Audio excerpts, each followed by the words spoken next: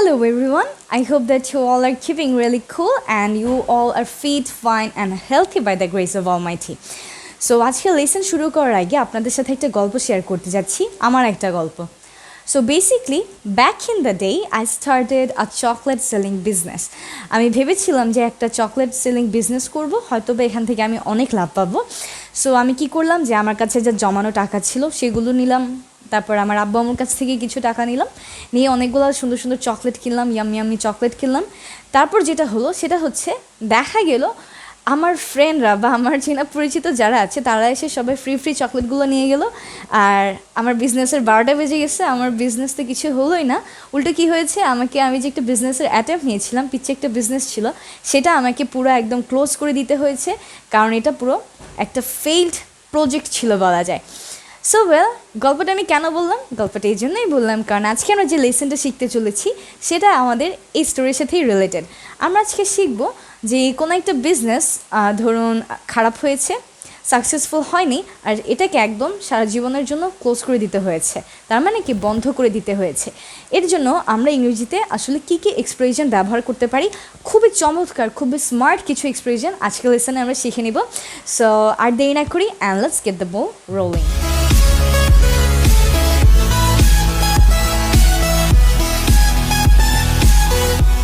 Well, so আজকে আমরা প্রথমে যেটা দেখতে চলেছি একদম খুবই সহজটা দিয়ে শুরু করছি, ঠিক আছে? নাম্বার 1, সেটা হচ্ছে টু ফেল. সো আমরা সবাই জানি টু ফেল মানে কি, কোনো একটা জিনিস যেটা কিনা ফেইলড হয়েছে, যেটা সাকসেসফুল হয়নি. So to fail.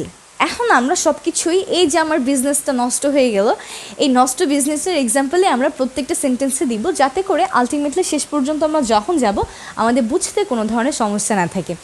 So well, two fail দিয়ে তাহলে আমি আমার সেন্টেন্সটাকে কীভাবে বলতে পারি? আমি বলতে পারি মাই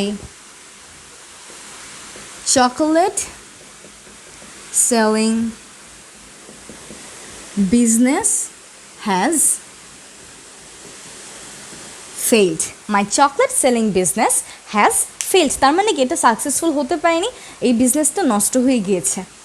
নাম্বার টুতে আমরা যেটা বলতে পারি সেটা হচ্ছে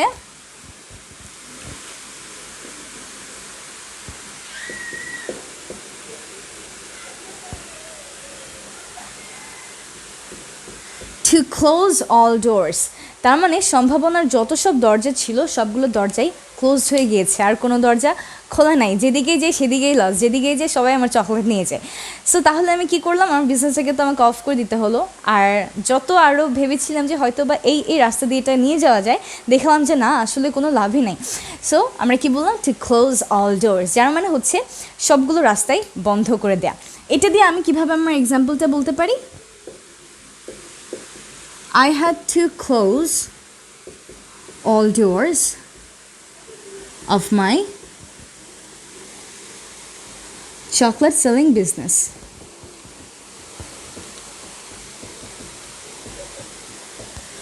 এরপর আমরা নাম্বার 3তে যেটা দেখতে চলেছি সেটা হচ্ছে go belly up.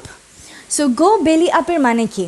গো বেলি আপ কিন্তু খুব চমৎকার একটা এক্সপ্রেশন, যেটাকে আমরা ব্যবহার করতে পারি এইসব ক্ষেত্রেই, যখন আমাদের কোনো একটা বিজনেস ফ্লপ হয়ে যায়, সেখানে আর কোনো আশার আলো নাই, আর সেই বিজনেসটা মারা যায়. সো বেসিকলি এটা হচ্ছে ফিশের সাথে তুলনা করে এসেছে, মাছের সাথে. যখন একটা মাছ মারা যায় তখন কি হয়, তখন ওর পেটটা ফুলে যায়, আর আস্তে আস্তে ও কী করে, ওই পেট ফুলে নিয়ে পানির উপরে আসতে থাকে, তাই না? তার মানে একদম পানির উপর ভেসে আসে. সো তাহলে কি হলো, বেলি আপ হয়ে যাচ্ছে আস্তে আস্তে. গো বেলি আপ মানে একই ফ্যাক্ট যে এটা মরে গিয়েছে, এখন এটা ভেসে উঠেছে পানির উপরে, কাইন্ড সেরকম. তাহলে আমি কি বলতে পারি? আমি বলতে পারি যে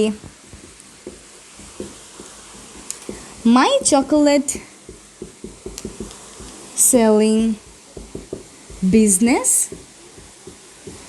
ওয়েন্ট বেলি আপ.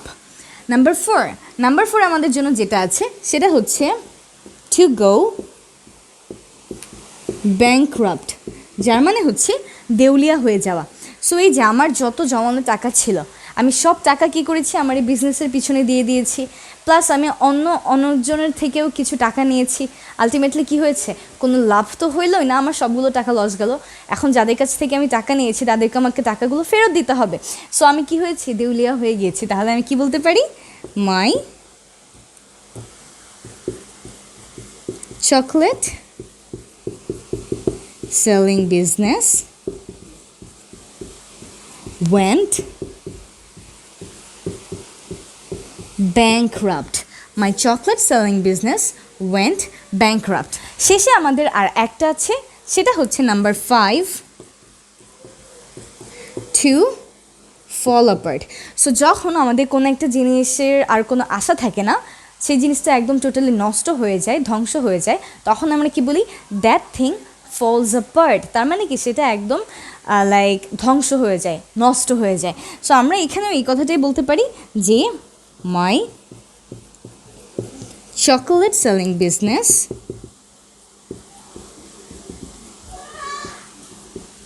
ফল অ্যাপার্ট। ঠিক আছে, দ্যাটস ইট। তো তাহলে আজকে আমরা কী কী শিখলাম? আজকে আমরা 5টা এক্সপ্রেশন শিখলাম, যে এক্সপ্রেশনগুলোকে আমরা কোনো একটা ফেইলড বিজনেসের জন্য ব্যবহার করতে পারি। কী কী? To fail, to close all doors, go belly up, to go bankrupt and to fall apart, যার আলটিমেট মিনিং কিন্তু সবগুলোরই ঘুরিয়ে ফিরিয়ে সেম। তো আমরা চাইলে এখন থেকে কি করতে পারি, যখন কারো একজনের বিজনেসটা এরকমই হয়ে যাবে, তখন আমরা সেই বিজনেসটার কথা বলার সময় এই এক্সপ্রেশনগুলোকে ব্যবহার করতে পারি। By the way, I never had a business of chocolate selling. ঠিক আছে, আমার কিন্তু কখনো আসলে এরকম কোনো বিজনেস ছিল না, এটা ইমাজিনারি একটা বিজনেস ছিল। সো তাহলে এই সবগুলোকে আমরা কী করে রাখবো, সবগুলোকে আমরা খুব সুন্দর করে নোট করে রাখবো, এবং অবশ্যই অবশ্যই আমাদের যে গ্রুপ আছে 1 Minute English with Meem, সেই গ্রুপে আমরা আমাদের এই লেসনটাকে শেয়ার করে দিব। Stay connected everywhere, subscribe to our YouTube channel, like and follow our page, যেখান থেকে কিনা আমাদের প্রতিদিন লাইভ ক্লাস নেওয়া হয়। And stay connected to all our destination. Link কিন্তু আমাদের এই ভিডিও ডিসক্রিপশন বক্সে দেওয়া আছে। আপনার ডিসক্রিপশন বক্সে চলে গেলে আমাদের সব জায়গায় লিঙ্কগুলো কিন্তু 1 by 1 পেয়ে যাবেন। তাহলে দেখা হবে আপনাদের সবার সাথে পরবর্তী কোনো একটা লেসনে। সেই পর্যন্ত অবশ্যই সবাই ভালো থাকবেন, সুস্থ থাকবেন।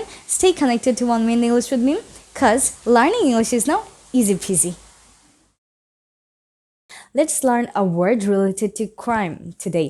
What do you call the activity when a person wants to set fire in a building, car or any other property intentionally? যখন কোনো একজন ব্যক্তি ইচ্ছা করে অন্য কারো ক্ষতি করার জন্য যে কোনো একটা বিল্ডিং, বাসা বাড়ি অথবা গাড়ি, যে কোনো একটা জায়গায় হোক না কেন, ইচ্ছা করে আগুন লাগিয়ে দেয়, এই অ্যাক্টিভিটিটাকে আমরা ইংরেজিতে কী বলি? অ্যাক্টিভিটিটাকে আমরা ইংরেজিতে বলি আরসন, ARSON, আরসন, যার মানে হচ্ছে অগ্নিসংযোগ। আর যে ব্যক্তিটা এই কাজ করে তাকে আমরা কি বলবো? The person doing this is called an arsonist, যে কিনা আগুনটা লাগায়। সো তাহলে আমরা কি শিখে নিলাম?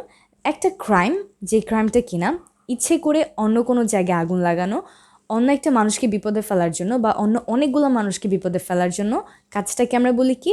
আরসন বা অগ্নিসংযোগ। এবং যে ব্যক্তি এই কাজটা করে থাকে তাকে আমরা বলে থাকি আরসনিস্ট। That's it. Stay connected to 1 Minute English with me. Subscribe to our YouTube channel, like and follow our page, and stay connected everywhere. I'm Noore Jannat Meem. I'll see you all real soon. Goodbye.